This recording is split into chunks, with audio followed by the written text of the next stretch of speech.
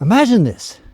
You wake up and all of a sudden you're the only human left on the planet. What would you do?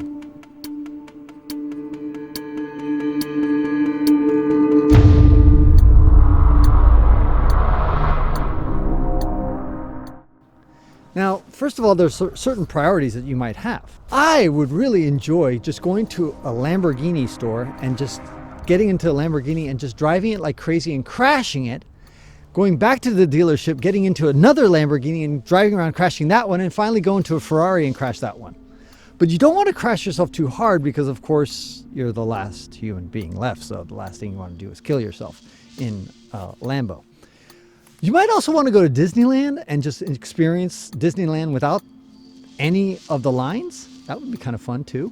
The problem is that there wouldn't be an operator there to actually push the button to start the ride. Some people believe that the best thing to do would be to go to a zoo and let all the animals free. Now, this is very altruistic and good-hearted and wonderful, and you should do it, provided that you get the hell out of there as fast as possible and as far as possible. Because the last thing you need to do as the only living human being is to have a tiger, a hippopotamus, and a snake and lion all chasing after you at the same time. You would fail the Darwin test. I would like to move into the White House. That would be kind of my home base. Or another great idea is to go into the crown of the Statue of Liberty and set up like a penthouse apartment there. That would be really fun. Another great thing to do is to go to the Louvre in Paris, grab the Mona Lisa, and then like put the Mona Lisa in your bathroom. Or maybe not, because it gets too much humidity and it'll deteriorate too fast. So put them in your bedroom. You might also want to go to Area 51 and find out, get into all the flying saucers that I'm sure are just stacked up there, and fly around in a flying saucer. And if they don't have flying saucers, then get into an F-35 Lightning Superjet and fly around in that, assuming you know how to land, which is an important thing to do. All of these are really fun activities, but probably wouldn't be the number one on your priority list, and shouldn't be number one on the priority list. Remember the rule of threes. You can last for 3 minutes without oxygen. You can last for 3 days without water, and you can last for 3 weeks without food. Now, fortunately, this is a pretty easy problem to solve right from the get-go, because assuming that you live somewhat near civilization, you should have access to lots of stores with bottles of water and things like that. So you'll have a plentiful supply for a while. And if you live out in the countryside, well, you probably live near a stream or maybe a lake or something like that, and you should be able to survive there. But you should definitely get near a water source, a reliable water source. You might want to break into an outdoor shop like an REI, break in there and grab a bunch of water filters and purifiers and stash those away, because that's what you're going to need for at least a good year. Because after a year, with humanity gone, almost all the streams, including the Mississippi River, the Seine in Paris, or the Yangtze River in China, all these rivers will eventually become pure again. They'll be drinkable, potable water. Even the big major rivers that are quite polluted today, they will be good in about a year or two's time. You only need a few filters to last you until about that time. And by the way, if for some reason it's still polluted, you can always find springs and other things like that. The second thing I would do is counterintuitive. It would be to download all of Wikipedia and keep multiple copies of that. You might be like scratching your head now and saying, what? You'll get water and the next thing you're going to do is get Wikipedia? Where are your priorities? Hold on. Let me explain. When humanity disappears in a flash of light and you're all there by yourself, you're going to have to do something in order to store up humanity's greatest accomplishments, which are all summed up in Wikipedia. This is the sum of all human knowledge. Everything we know is in Wikipedia, effectively.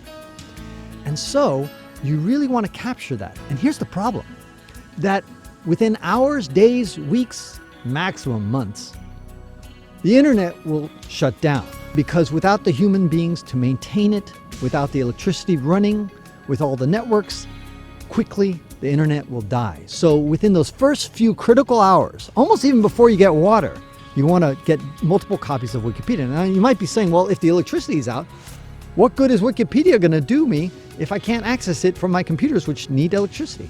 True, but you will be able to get solar panels, and you might be able to get windmills to generate power, and so you might be able to keep those electronics running for a while. The point is that you want to have multiple copies of this. And here comes point number 2. For the long term, you want to be stationed not just near a stream or a river or something like that to have an active source of water, but you're also going to want to be near a library. A library? Well, for the same reasons of Wikipedia. And we're going to get into the details of why you want to be near a library later. But the point is that that's where you're going to want to be. And so that's why an urban environment could actually be a really good place to be, because obviously shelter is not going to be a problem if you're the only Homo sapien around. You have billions of homes to choose from, office buildings, the White House. You can pick any place you want to live in, so shelter won't be a problem. What will be a problem is the weather. So without central heating and gas, it would be a lot better to be living in the Yucatan Peninsula in New Mexico than to living in Alaska, Siberia. So you're going to want to migrate or get prepared to migrate, which brings up, how do you migrate? Well, again, in those critical first couple of days, hours, you're going to want to go to a gas station and fill up a bunch of jerry cans, hundreds of liters of gasoline or diesel fuel in jerry cans, and then get into a relatively economical vehicle that you can then move to a warmer location, a location that has pretty temperate weather. Think of Southern California, or, well, actually you want something with reliable water too. So you want to go someplace with good water, good weather, and most importantly, you need fertile soil to be able to grow plants, to grow crops, to survive, to have livestock that feeds on it. These are going to be important things for you. But once again, let me go back to the notion of a library. Why do you want a library? Well, the thing is about modern society today is that we're all specialized. And as a result, most of us today have no clue on how to grow potatoes. When's the best time to plant corn? How do you have a horse or cow or goats, livestock? When do you plant beans? How does a bean even look like? All these things is most Homo sapiens nowadays in the modern world, in the rich world, have no idea how to do these things.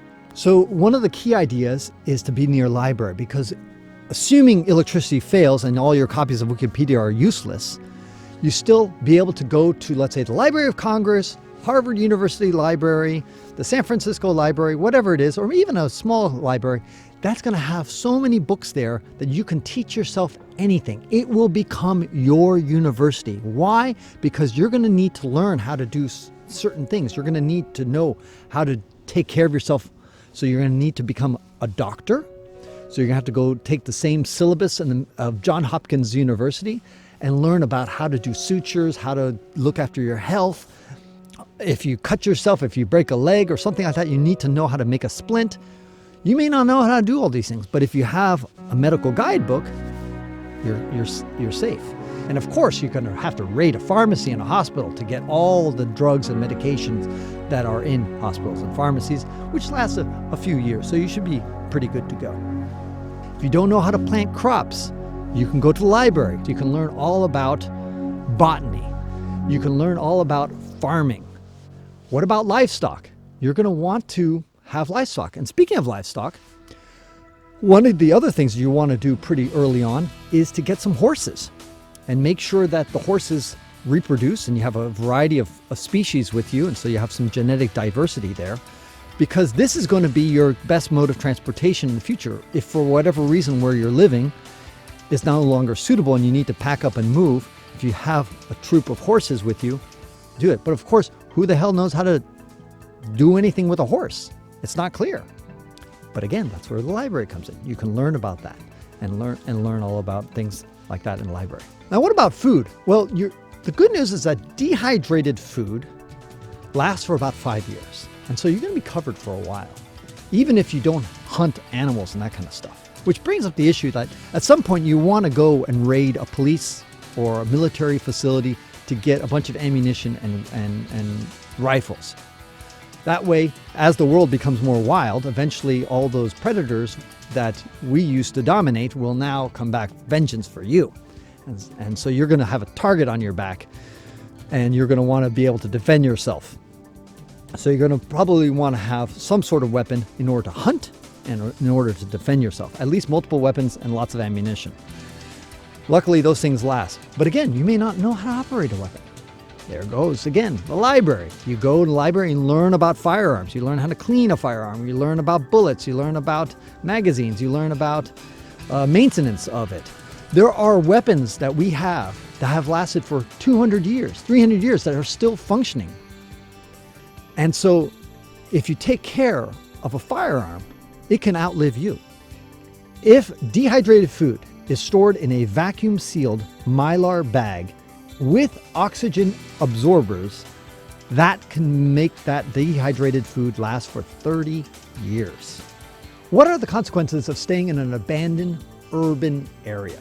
Is it fires? Maybe decaying buildings? Not really.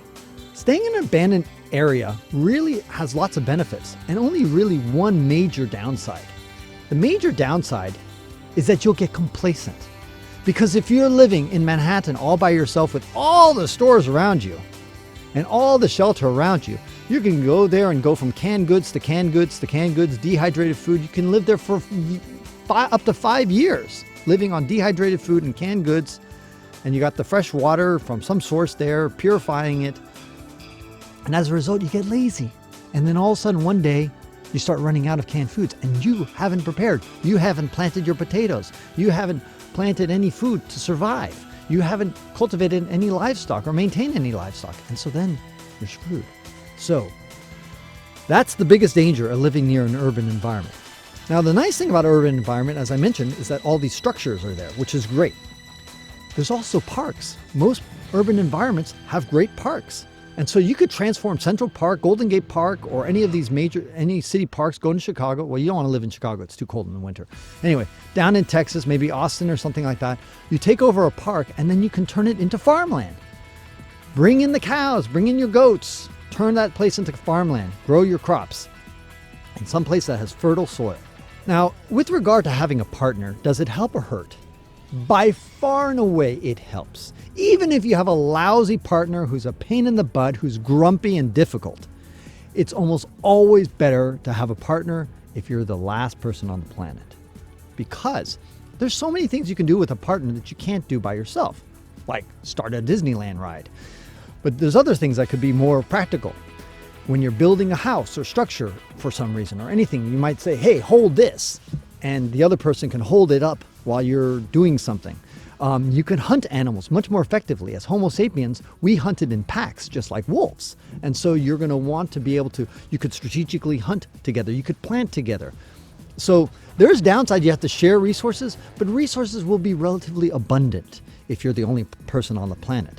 So if you have a partner, things are better. But here's the most important, by far and away, the most important reason of having a partner.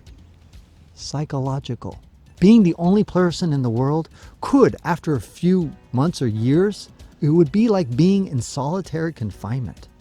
Being all alone on this great big planet by yourself would feel fun for maybe a few weeks or months or even a couple of years. But after some point, we as Homo sapiens are primates, and primates are social creatures. We need to interact and talk. There's one way to combat that is to have some dogs around with you, have some companions like that you could, maybe some monkeys, I don't know, some sort of primates to keep yourself some company. But the point is that you'll need that company, and having human company, somebody who can speak your language, even if it's the person is from China and doesn't speak your language, you'll be able to teach each other your language within a year. So that will help you psychologically survive and go on. So the benefits far outweigh the downsides of having an extra partner. So how would you survive when the power plants go out? The same way that our ancestors did. Our ancestors, electricity is a modern invention. A couple hundred years, that's it. Prior to that, we didn't have all that. So this is your chance to remember how our ancestors lived. And that goes back to why you want to have a library near you, because you probably don't know how to set up traps to catch animals. You probably don't know how to start a fire if you ran out of matches or something like that. These basic skills that you need to survive, that all our ancestors had, you need to learn them. And this is your chance.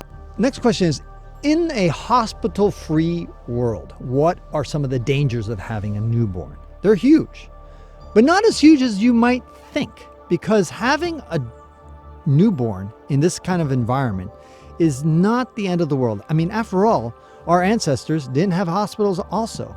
All the prehistoric Homo sapiens that were running around, they didn't have the luxury. They had to give birth. Now, there's estimates that about up to 3% of the Romans back in ancient Rome died when delivering a baby. So we can use that as a proxy of how risky it would be to be the last female on Earth delivering a baby. Your chances of dying might be 3%, maximum 5% or so. Not great, but certainly not terrible either. Obviously, what you'd want to do is, once again, go back to your library and learn all about maternal health. What are the vitamins you got to be having? What are the things you got to be doing to prepare yourself for a pregnancy and to all the things you need to look after for a pregnancy? This will increase your odds. But most importantly is the delivery. To have a midwife, which is the man who would be helping deliver the baby, to have sanitation, have clean environment, and to prevent hemorrhaging, which is what kills, which leads to a lot of the maternal deaths. So as long as you've learned that all in your library and learned all about what it is to give a natural childbirth, then you should be okay. If the child were in an unpopulated world, could it survive? Of course. If one Homo sapien could survive, or two, certainly three, a child could do it. Now, obviously, the child needs to get to at least teenage years or so in order to really have enough legs to stand on. But yes, a child could survive, and yes, there would be, I guess, inbreeding, but this is the price you have to pay to start from scratch again. So I hope that helps. When you are the last human being on Earth, well, humanity is going to depend on you.